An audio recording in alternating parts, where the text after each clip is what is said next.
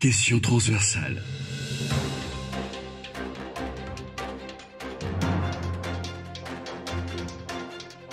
Question transversale.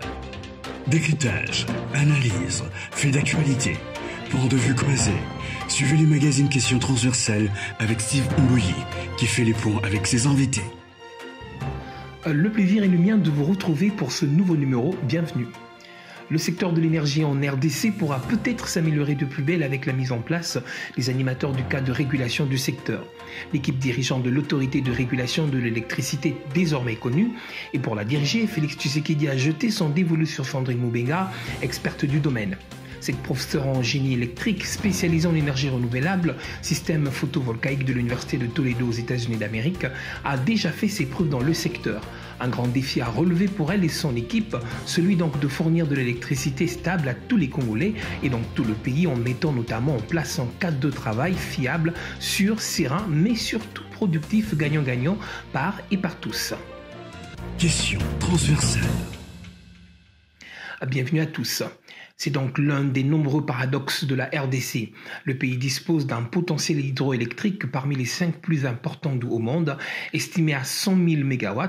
Pourtant, c'est une véritable contradiction entre le potentiel énergétique et la desserte dans le pays qui affiche l'un des taux d'accès à l'électricité les plus faibles de la planète. Tenez, seuls 8% des habitants y ont accès selon les estimations fournies par la présidence, dont 1% en milieu rural contre 42% en moyenne sur le continent africain, selon les chiffres de la Banque mondiale. Félix Tshisekedi, président de la RDC, avait promis, je vous le rappelle, de faire de l'électrification de son pays la priorité économique de son mandat. Et pour s'aligner donc dans cette logique, il vient de signer une ordonnance nommant les animateurs de l'autorité de régulation de l'électricité au pays. Un organe avec des défis colossaux, ceux d'équilibrer en juste milieu le potentiel énergétique et la desserte. Jojo Vandi. Il s'agit d'un établissement public, doté d'une personnalité juridique et d'une autonomie administrative et financière. Il organise et veille à la promotion de la compétitivité et de la participation du secteur privé dans toutes les activités de l'électricité. Il veille également à l'équilibre économique et financier du secteur et à la préservation des conditions économiques nécessaires à sa viabilité. Aussi, promouvoir la concurrence et la participation du secteur privé, de contrôler l'application des tarifs autorisés aux usagers, réceptionner, analyser et donner les avis sur le dossier de demande des productions, des transports, des distributions, d'importation, d'exportation et de la commercialisation de l'énergie électrique dans les conditions fixées par la présente loi. Autre tâche lui attribuée est celle de veiller au respect, par les opérateurs du secteur, des conditions d'exécution des contrats de concession, des licences et des autorisations. Veiller à l'accès des tiers au réseau des transports de l'électricité, dans la limite des capacités disponibles. Suivre l'application des standards et normes par les opérateurs et exploitants du secteur de l'électricité. Il a aussi pour mission d'établir les cahiers des charges en vue de l'attribution des concessions et des licences spécifiques, ainsi que tout document normatif dans le cadre des services publics de l'électricité, seul ou avec la collaboration des tiers, conformément aux dispositions portant sur l'attribution du marché public. Procéder à la conciliation préalable des différends entre opérateurs d'une part et d'autre part entre opérateurs et consommateurs du secteur de l'électricité avant de saisir éventuellement la justice. Déterminer et suivre les éléments de la structure de prix sur base desquels le ministre en charge de l'économie nationale et celui en charge de l'électricité fixent les tarifs de l'électricité aux consommateurs finaux. L'autorité des régulations de l'électricité doit également contrôler l'application des tarifs autorisés aux usagers. Son cadre juridique est fixé par la loi numéro 14/011 du 17 juin 2014. La présente loi, qui régit les secteurs de l'électricité, vient remédier à cet état des choses en fixant d'une part les modalités d'exercice du droit d'accès à l'énergie électrique garantie par l'article 48 de la Constitution. Elle est administrée par une équipe de plusieurs départements et directions. L'enjeu est donc de taille et requiert l'expertise et l'expérience. Et cette expérience, Félix Tshisekedi est allé les chercher, les puiser donc aux États-Unis d'Amérique. Le chef de l'État a porté son choix sur une fille du pays, Sandrine Moubenga, professeure en génie électrique, spécialisée en énergie renouvelable, système photovoltaïque de l'Université de Toledo au pays de Donald Trump. C'est donc elle qui est placée à la tête de l'ARE. Cette dernière est à l'origine de plusieurs inventions dans le domaine de l'énergie électrique. Elle n'a cessé de manifester depuis quelques années d'ailleurs son désir de mettre son savoir au profit et au service de la nation. Je suis très optimiste pour le Congo.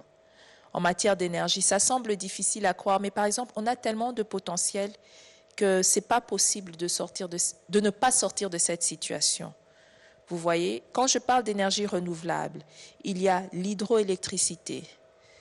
Nous avons un potentiel de 100 000 mégawatts avec le fleuve Congo et tous ses affluents. De ces 100 000 mégawatts, nous avons un potentiel de 10 000 mégawatts pour ce qu'on appelle la petite hydroélectricité. Donc ça, ce sont des petites turbines que vous installez sur des ruisseaux, des cours d'eau et qui peuvent alimenter tout un village.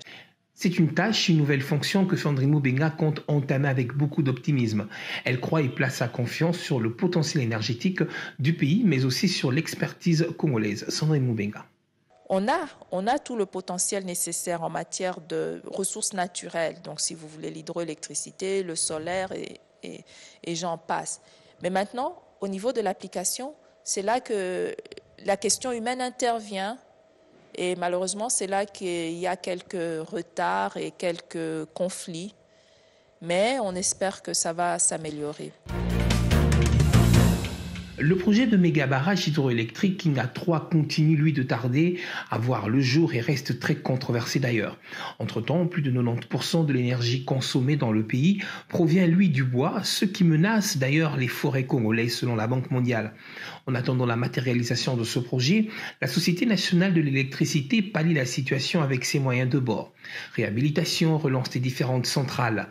Les services fournis par cette société sont très critiqués d'ailleurs et Jean Bosco Kayombo, son directeur général, affirme tout de même mettre tout en œuvre pour desservir la population. Suivez. La centrale de Mobaye était à l'arrêt depuis le 30 novembre 2015 suite à une avarie sévère au niveau du groupe 1, de l'unique groupe qui fonctionnait. Là aussi, nous avons envoyé une équipe de nos experts, de nos agents de Inga et de Kinshasa pour reprendre rapidement la situation. Une autre machine a été réhabilitée rapidement. La centrale de Zongo, les 3 machines qui ont été construites, aujourd'hui 2 machines ont été remises en service, les essais ont été concluants et la 3e machine est en train d'être remise en service et que nous aurons 150 MW supplémentaires, une centrale de plus pour augmenter l'alimentation de la ville de Kinshasa.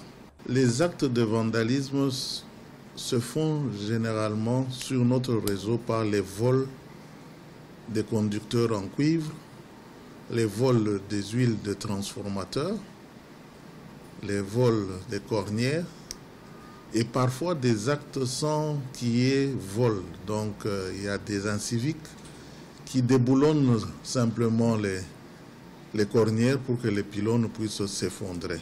Nous avons connu quelques actes, particulièrement dans la province du Katanga, où il y a eu des conducteurs en cuivre nu qui ont été volés sur l'alimentation de la ville de Kipushi. Nous avons eu des pylônes qui ont été effondrés volontairement pour l'alimentation de la cité de Kambov. Et nous avons par-ci, par-là, des vols d'huile transfo que nous connaissons. Mais nous prenons des dispositions et nous avons pris des dispositions. Nous allons même jusqu'à gardienner nos lignes et nos installations pour empêcher ces actes de vandalisme. Cheval de bataille de Félix Tshisekedi, les décideurs et tous les autres acteurs du secteur travaillent selon la vision du président de la République. C'est donc dans ce cadre que s'est tenu l'an dernier le tout premier forum de l'énergie électrique en République démocratique du Congo, dans la ville de Matadi en province du Congo central. Cette rencontre avait pour mission de faire notamment un état de lieu du secteur de l'électricité, de manière à analyser les causes profondes du faible taux d'accès des populations congolaises à l'électricité. Alors plusieurs recommandations avaient été formulées à l'issue de ces assises. Joseph Moubouya, secrétaire général au ministère des Ressources hydroélectriques et électricité. La première recommandation vise l'adoption diligente par le gouvernement des mesures d'application restantes de la loi et la vulgarisation de de l'intégralité des mesures d'application auprès des administrations centrales et provinciales, des opérateurs et investisseurs ainsi que des communautés locales pour renforcer les capacités des différents acteurs à se conformer à la loi et à mieux l'appliquer.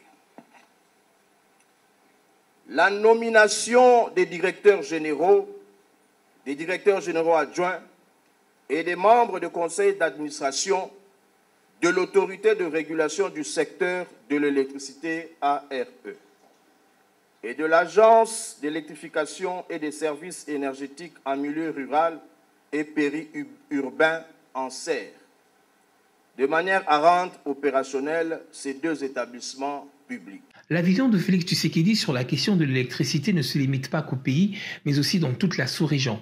C'est de la RDC que pourrait venir la meilleure solution au déficit énergétique qui plombe la croissance économique du continent africain. Alors, sa riche hydrographie lui confère un potentiel hydroélectrique estimé à 106 000 MW, soit 37% du potentiel total du continent africain et près de 6% du potentiel mondial. Le site d'Inga représente à lui seul 44% de ce potentiel. Félix Tshisekedi en est conscient et compte d'ailleurs travailler davantage pour que la RDC réponde réellement à cette exigence continentale. Il a dit lors de la rencontre d'Africa CEO Forum, un événement économique qui s'est tenu au Rwanda l'an dernier. Je vous propose de l'écouter. Nous avons dans le développement de l'énergie du barrage d'Inga, enfin d'Inga en général, une possibilité de distribuer de l'énergie à toute l'Afrique. Et donc, nous avons une vision globale, une approche globale de la question. Nous en avons discuté avec nos partenaires, j'en ai parlé avec le président du Rwanda, avec aussi Madame la présidente d'Éthiopie, pour voir ensemble, surtout l'Éthiopie. Vous savez qu'en ce moment, elle est en proie à une sorte de tension avec l'Égypte au sujet du barrage qu'elle s'apprête à construire. Mais là, je pense que si Inga se développe dans toutes ses phases, donc jusqu'à la phase 8, nous aurons 44 000 mégawatts à fournir de capacité. Et donc, à ce moment, le problème en Éthiopie ne se poserait pas. Donc elle l'a trouvé intéressante, cette proposition, donc on va y aller. D'autre part, nous avons plus de 200 sites à l'intérieur du Congo qui peuvent également fournir de l'énergie. À peu près mis ensemble, on arriverait à 60 000 mégawatts. Donc vous voyez qu'il y a d'énormes possibilités. Le déficit est donc là et permanent. La nouvelle équipe de régulation devra travailler d'arrache-pied pour répondre à cette exigence du pays, exigence d'entente qui finalement énerve la population qui est soumise depuis des années au système dit délestage qui consiste à des coupures d'électricité pendant un temps à tour de rôle par quartier ou par zone communale car ne pouvant être desservis tous au même moment. Un véritable calvaire pour les populations et un grand frein pour l'économie du pays. Question transversale.